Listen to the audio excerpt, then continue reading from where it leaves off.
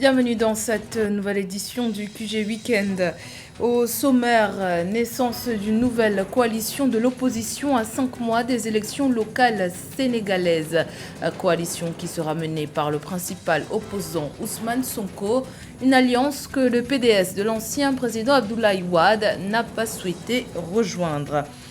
Les efforts déployés par les gouverneurs de région lors de la pandémie de Covid-19 en Namibie, salués par le président Hage Geingob.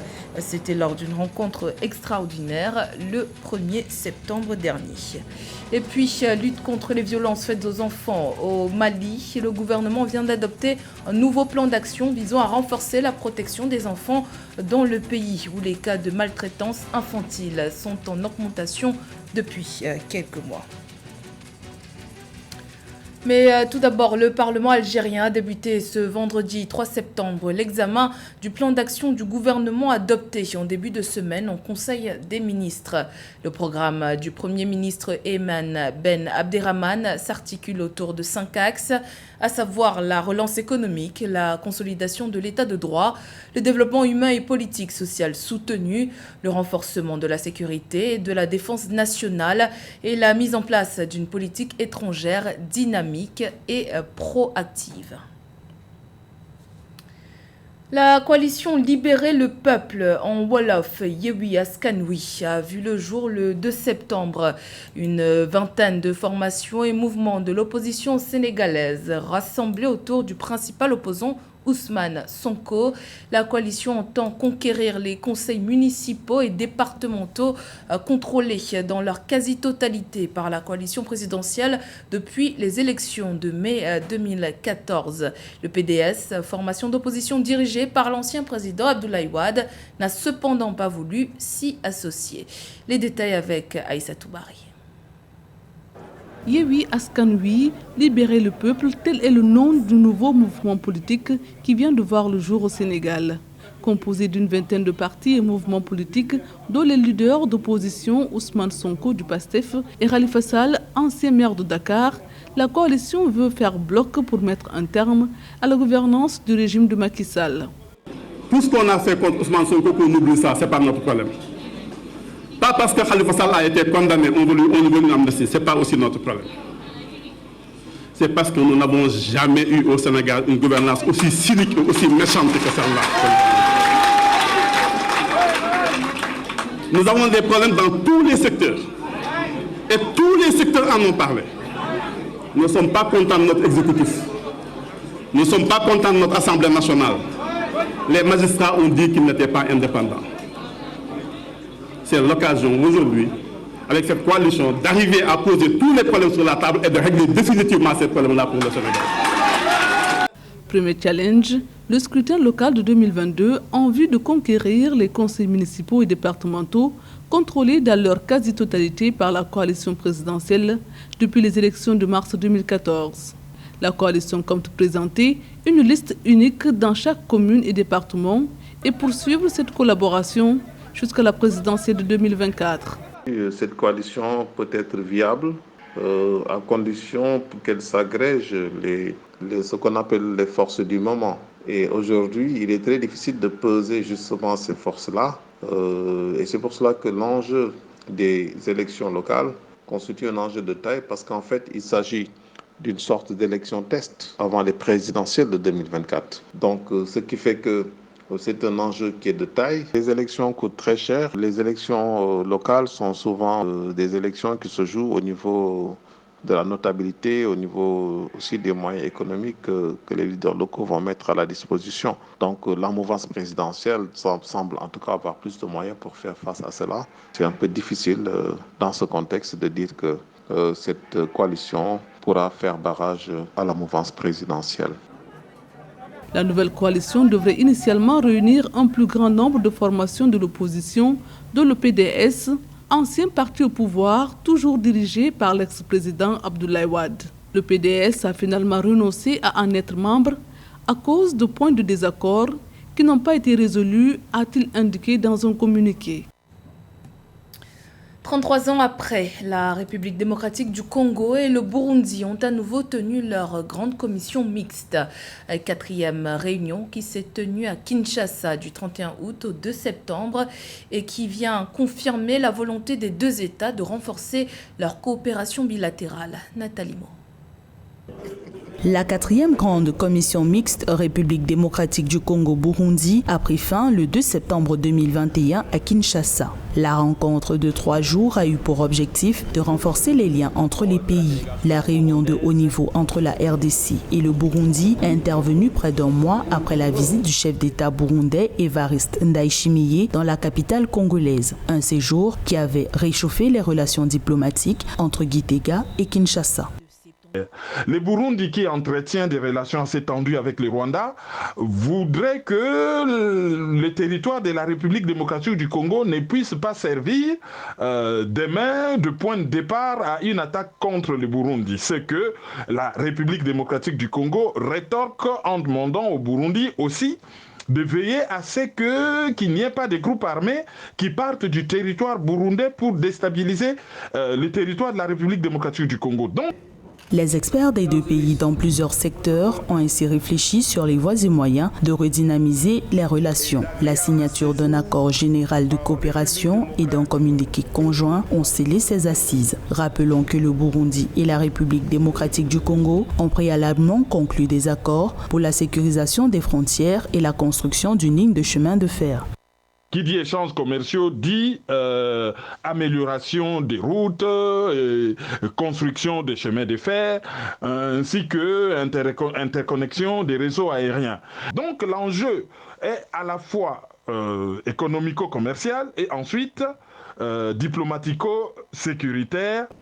La quatrième grande commission mixte RDC-Burundi était initialement prévue du 10 au 12 août. Son report était sollicité par la partie burundaise. Soulignons que la troisième commission mixte entre la RDC et le Burundi s'est tenue en juillet 1988 à Bujumbura, il y a donc 33 ans.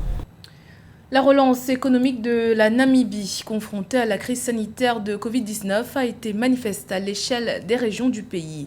Les efforts de développement réalisés par les gouverneurs dans ce contexte ont été salués par le président Hage Geingob lors d'une réunion extraordinaire le 1er septembre 2021. Nathalie Mo.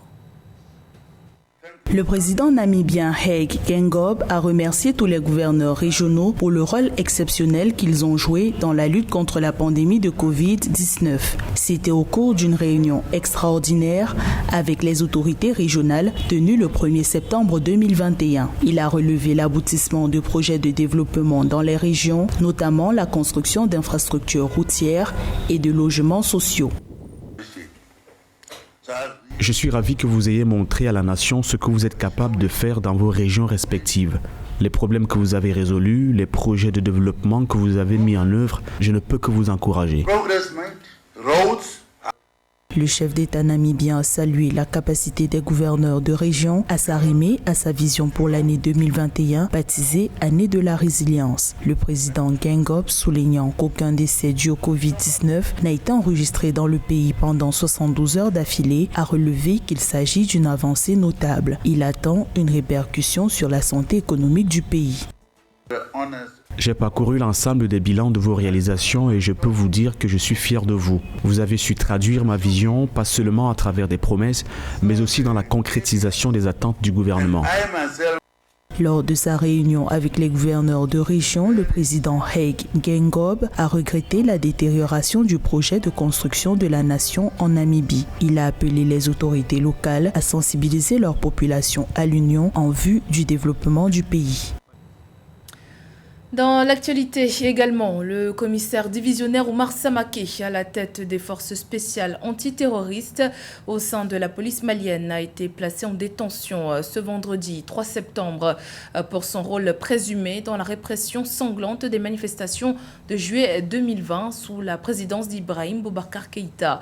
Cependant, cette détention n'a pas duré puisqu'il a été relâché quelques heures après sous la pression de policiers en colère. Certains d'entre eux ont notamment manifesté manifesté en uniforme et en armes devant la prison où il avait été transféré. Un responsable du ministère de la Justice a pour sa part affirmé que les autorités avaient décidé de le faire libérer par souci de paix. Pour rappel, le 10 juillet 2020, une manifestation à l'appel du mouvement M5 RFP opposé au président Ibrahim Boubacar Keïta avait dégénéré en plusieurs jours de troubles à Bamako. L'opposition a fait état de 23 morts et l'ONU de 14 manifestants dont 2 enfants tués pendant la répression. Le Mali qui a adopté un nouveau plan d'action pour protéger les enfants contre les violences. Selon le Fonds des Nations Unies pour l'enfance, plus de 377 000 enfants ont actuellement besoin d'une assistance en matière de protection au Mali, alors que les cas de maltraitance infantile dans le pays ont fortement augmenté au cours des derniers mois. Mindre Diamant. Suite à la multiplication des violences faites aux enfants observées au Mali depuis le début de 2021, le gouvernement a initié un nouveau plan d'action pour protéger les enfants contre les violences. Adopté le 26 août 2021, cette initiative a pour objectif de prévenir et de mettre fin au recrutement, à l'utilisation des enfants, mais également à la violence sexuelle et à toute autre forme de violence dont ils sont victimes.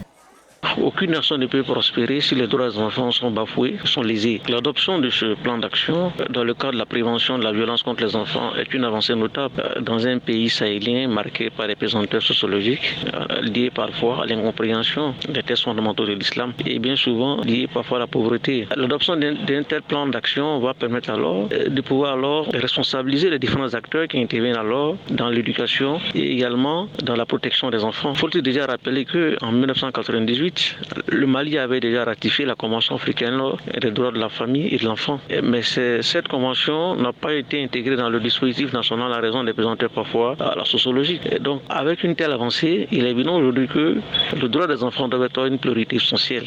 Dans un pays qui aspire à des valeurs universelles liées notamment au respect des droits de l'homme, comme cela constitue l'une des priorités essentielles du plan d'action gouvernemental du Premier ministre Choguel Maïga.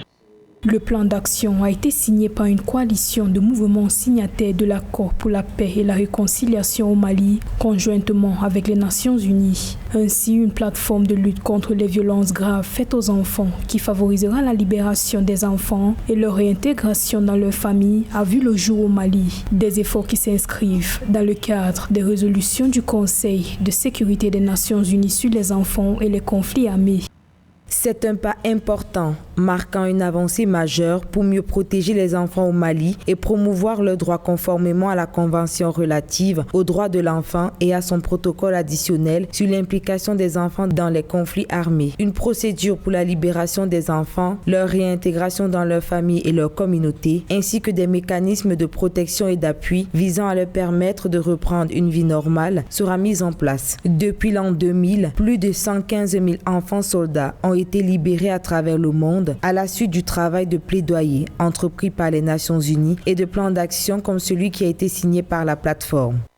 Au Mali et particulièrement dans la région de Mopti, une augmentation des cas d'enlèvement d'enfants, de meurtres, mutilations et des abus sexuels a été constatée au cours des derniers mois. Selon la mission multidimensionnelle intégrée des Nations Unies pour la stabilisation au Mali, au moins 527 civils, y compris des enfants, ont été neutralisés, blessés ou enlevés du 1er avril au 30 juin 2021, soit une hausse de plus de 25% par rapport au premier trimestre 2021.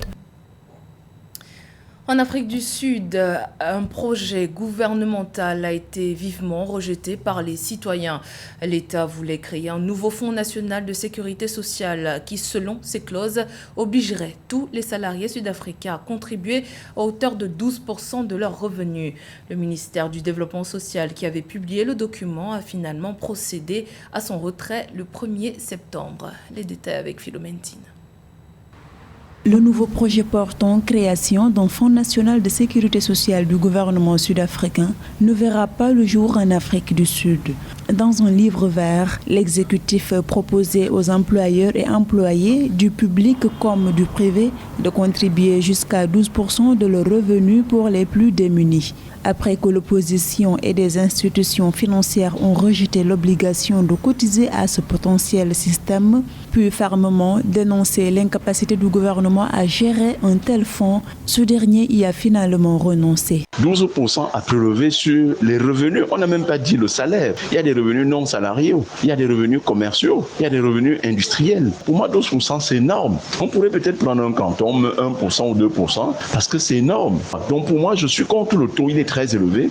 Dans le livre vert sur la réforme globale de la sécurité sociale et des retraites, dévoilé mercredi 18 août, le gouvernement sud-africain indique que 10% des contributions iront à la caisse obligatoire, tandis que les 2% restants serviront à l'assurance chômage. Face à la contestation, l'exécutif sud-africain a précisé qu'un nouveau document serait publié après avoir apporté plus de clarifications pour éviter toute confusion. Dans un pays, la solidarité ne doit pas être l'affaire simplement de ceux qui travaillent. Ça devrait pouvoir être l'affaire de ceux qui consomment. Et c'est justement la raison pour laquelle j'indique cette voie-là. On peut même augmenter, on ne prélève pas, on augmente l'impôt, tout ce qui est impôt sur la consommation de 1%, ce qui permettra donc d'avoir un niveau de revenu conséquent, susceptible de permettre que le gouvernement sud-africain alimente ce fonds de solidarité. Dans le monde, 4,1 milliards de personnes ne bénéficient d'aucune protection sociale, indique le dernier rapport de l'Organisation internationale du travail paru ce 1er septembre. Pour le cas de l'Afrique du Sud, son système de sécurité sociale repose largement sur des couvertures privées. C'était le journal de la rédaction. Merci pour votre fidélité. Dans un instant, une nouvelle édition de l'actualité sur Africa 24.